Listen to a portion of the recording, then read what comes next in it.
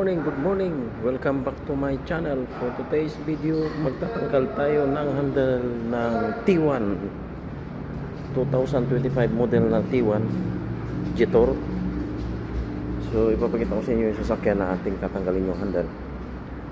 So, sa violet, light violet, lavender. So, ipapakita ko sa inyo yung sasakyan na ating gagawin na T1 Jetor. So, let's go. So, pagtanggal ng driver side na pintuan. So, may isang tornilyo dito. Ayan. Isa dito. So, bali may takip yan dito. Tatanggalin mo yan. May dalawang tornilyo dito sa loob.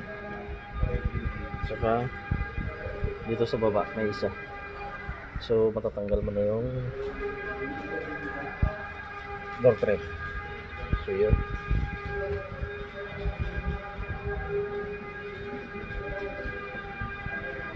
So, ang pagtanggal ng handle, ganun din sa Jetor. Tara, umpisa na natin.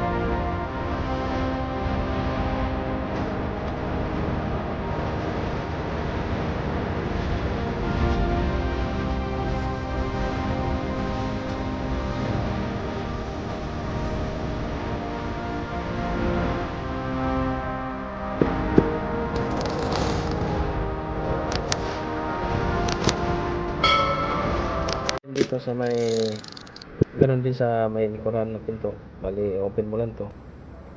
May tornilyo dyan sa dalawang sa loob. Tsaka isa rito. Tsaka isa dito. Meron pa sa baba isa dito. So yun. Kung ano yung sa kabilang pintuan, ganun din yung dito sa likuran. So ang kinaiban lang yung driver side may wire. So yun. Thank you so much. Oh. So yun, tanggalan natin. Tanggalan natin lahat yung mirror. Tsaka yung wheel arch. Okay, yung handle. So yan yung likuran. So, dito tinanggalan natin lahat. So binalik lang natin yung isang pintuan, yung sidings.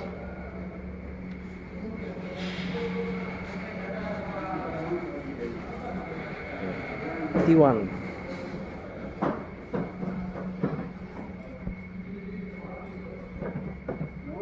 T1.